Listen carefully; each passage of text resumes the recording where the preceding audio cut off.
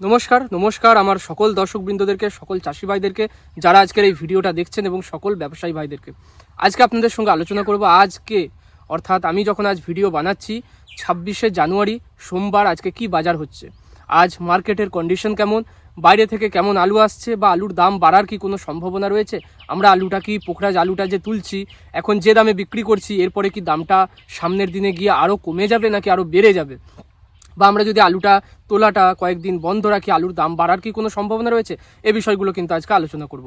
ভিডিওটা সম্পূর্ণটা আপনাদের কাছে দেখার অনুরোধ রইল, সম্পূর্ণ দেখবেন, ভালো লাগলে লাইক করবেন, চাষি বন্ধুদের মধ্যে শেয়ার করবেন, আর অবশ্যই চ্যানেলটা সাবস্ক্রাইব করবেন নতুন হয়ে থাকলে। আসুন শুরু করি, আপনাদেরকে আজকে দামের বিষয়টা নিয়েই শুরু করি এবং তারপরে সরকারি তরফ থেকে যে কি করা উচিত কি না করা উচিত, এই নিম্নমুখী বাজারে কৃষকের কি করা উচিত সেটা আলোচনা করছি। তো আজকের দিনে আমাদের যারা পোখরাজ চাষি রয়েছেন, পোখরাজ চাষিরা আলু বিক্রি করছে মাঠে, তো সেই আলুটা যারা ফোরে ব্যবসাদাররা কিনছে, সেই আলুটা তারা কিনছে হচ্ছে 250 টাকাতেও কিনছে, 270 টাকাতেও কিনছে। 270 টাকার আলুটার দানা ভালো, তারা কিন্তু কি করছে না বাছাই করে নিচ্ছে। আর যারা 250-এ দিচ্ছে তাদের কি সাপটা বস্তায় একদম ছোট বড় মাঝারি মোটা দানা ছোট দানা সমস্ত ভরে নিয়ে সেই আলুটার যেটা দাম দিচ্ছে কৃষককে, হাতে যে পয়সাটা দিচ্ছে সেটা হচ্ছে 250 টাকা। তাহলে বুঝতে পেরেছেন, এটা 50 কেজির বস্তার দাম।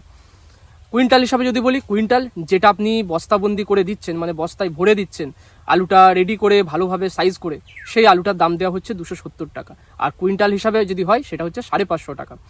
আর যেটা হচ্ছে সাপটা আপনি দিচ্ছেন, যে আলুটায় সমস্ত রকমের কোয়ালিটি রয়েছে, আলুটা হয়তো বাছাই করে দিচ্ছেন না, সেই আলুটা 250 অর্থাৎ 500 টাকা কুইন্টাল বিক্রি হচ্ছে আজকের দিনে নতুন পোখরাজ আলু। তাহলে এই দামের মধ্যে কৃষকের যদি 100 বস্তা আলুও ফলনও হয়, সেক্ষেত্রে দেখা যাচ্ছে তার 25 থেকে 26 হাজার টাকার কিন্তু বিক্রি হচ্ছে।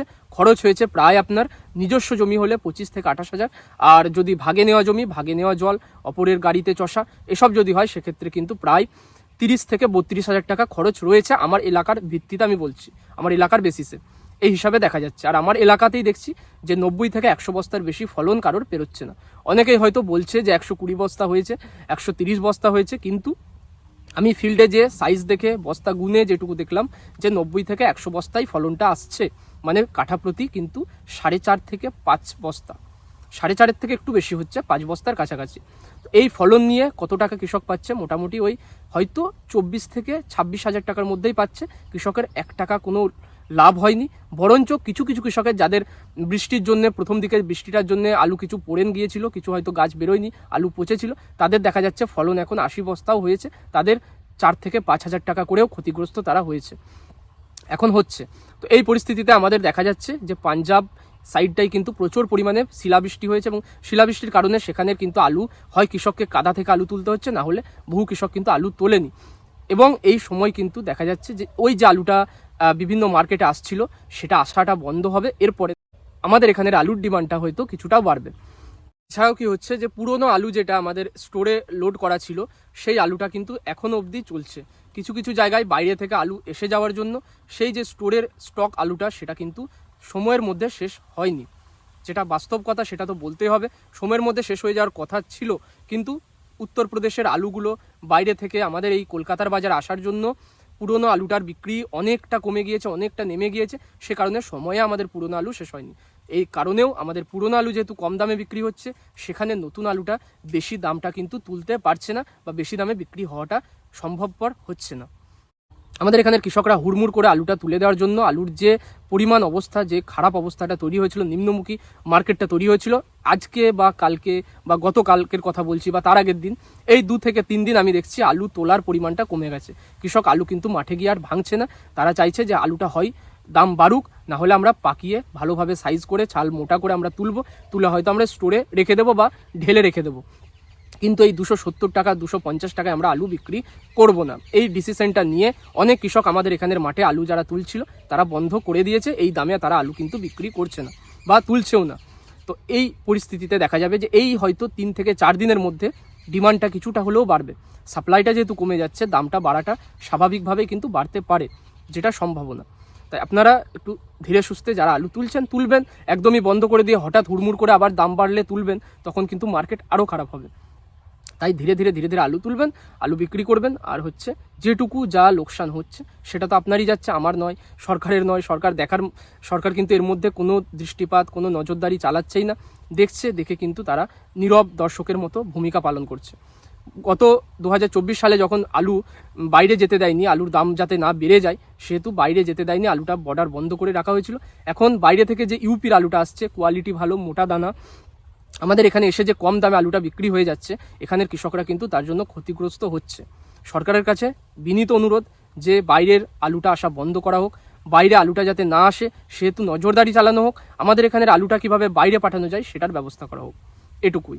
কৃষক ভাইরা যারা আলু তুলছেন তাদেরও কিন্তু এই আওয়াজটা তুলতে হবে সরকারের কাছে, বা আপনার লোকালে পার্টির নেতা যেই রয়েছে, আপনি কমেন্ট বক্সে, আপনি ফেসবুকে গিয়ে, সরকারের যে কোনো পেজে, যে কোনো জায়গায় মাইক নিয়ে আওয়াজ তুলুন যে আমাদের বাইরে থেকে আলু যেন না আসে এই মুহূর্তে।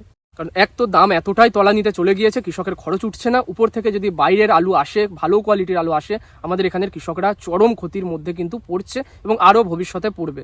শেষমেশ দেখা যাবে যে পোকড়ার চাষ বা কাঁচার যে চাষটা সেটা একরকম বন্ধই হয়ে যাবে এবং সেই সময় দেখতে পাবেন তার মজা, তার ফলাফল, এবং তখন কিন্তু ওই বাইরের আলুগুলো বেশি দামে কিনে খেতে হবে। তো এখন থেকে ব্যবস্থা যদি নেন, এখন থেকে যদি বর্ডারের একটু নজরদারি চালান, বাইরের আলুটা আসাটা বন্ধ করেন, সেক্ষেত্রে কিন্তু পরবর্তীকালে সুফলটা আমাদের রাজ্যই ওঠাবে বা আমাদের রাজ্যই পাবে। তাই সরকার তো আর পারবে না যে সরকার তো আর এটা পারবে না যে ভর্তুকি দিয়ে 50-100 টাকা করে সরকার নিজের কাছ থেকে দিয়ে আলুর দাম বাড়িয়ে দিক বা আলু কিনে নিক, এটা সম্ভব নয়। এটা মানে সেই কথার কথা বলতেই হয়, কিন্তু কোনোদিন সরকার বাস্তবে সেটা রূপায়িত করতে পারবে না। কি করতে পারবে? যেটা হচ্ছে বাইরের আলুটা আসাটা বন্ধ করতে পারবে। আর কি করতে পারে না, বাইরে আমাদের এই আলুটা যাতে রপ্তানি করার সুযোগটা কৃষকদেরকে দেওয়া হয় বা ব্যবসায়ীদেরকে সেই ব্যবস্থাটা যেন করে দেওয়া হয় যে হ্যাঁ, বাইরে যেন আলুটা রপ্তানি তারা করতে পারে। তাহলেই আমাদের এখানের আলু মানে চাষিরা বাঁচবে, ব্যবসায়ীরা বাঁচবে, স্টকাররা বাঁচবে এবং পরবর্তীকালে আলুর চাষটা এভাবেই কিন্তু চলতে থাকবে বা বাড়তে থাকবে। না হলে শিল্পটা ধসে কিন্তু শেষমেশ ওই পাট শিল্পের মতো হয়ে যাবে, আলু চাষ বন্ধ হয়ে যাবে, কৃষক আলু চাষ করবে না। তো এই যে পরিস্থিতি এখন চলছে, এই পরিস্থিতিতে কৃষকদের আমার অনুরোধ রইল যে আপনারা আলুটা এই দামের মধ্যে বেচে কি করবেন? এই দামের মধ্যে বিক্রি করে তো লোকসান। যদি আপনার খরচ উঠে যাচ্ছে বা এই দামে বিক্রি করে হয়তো আপনার ফলন ভালো হয়েছে, পয়সাটা উঠে যাচ্ছে, খরচের পয়সাটা যদি উঠে যায়, অবশ্যই আপনি বিক্রি করে খরচের পয়সাটা তুলে নেবেন। রেখে দিয়ে রিস্ক নিয়ে কিন্তু কোনো লাভ নেই। কিন্তু যাদের খরচ উঠছে না, যাদের অলরেডি লোকসানের মধ্যে যারা রয়েছেন, যাদের আলু সাইজ ছোট, তারা অবশ্যই 1 সপ্তাহ 10 দিন ওয়েট করে আলুটা ভালোভাবে ফলনটা হতে দিন, সাইজ হতে দিন, তারপরে তখন গিয়ে যে দাম হবে সে দামে হয় বিক্রি করবেন, না হলে ঢেলে রাখবেন, দাম বাড়লে বিক্রি করে দেবেন। এটাই আমার অনুরোধ। তো আজকের ভিডিও এখানে শেষ করছি, এখানেই আজকে এন্ড করছি। ভিডিও যদি ভালো লাগে, ইনফরমেটিভ মনে হয়, যদি আপনাদের কোনো উপকারে আসে, অবশ্যই ভিডিওগুলো লাইক করবেন, কৃষক বন্ধুদের মধ্যে শেয়ার করবেন, আপনার মতামত কমেন্টে জানাবেন। দেখা হবে পরের ভিডিওয়।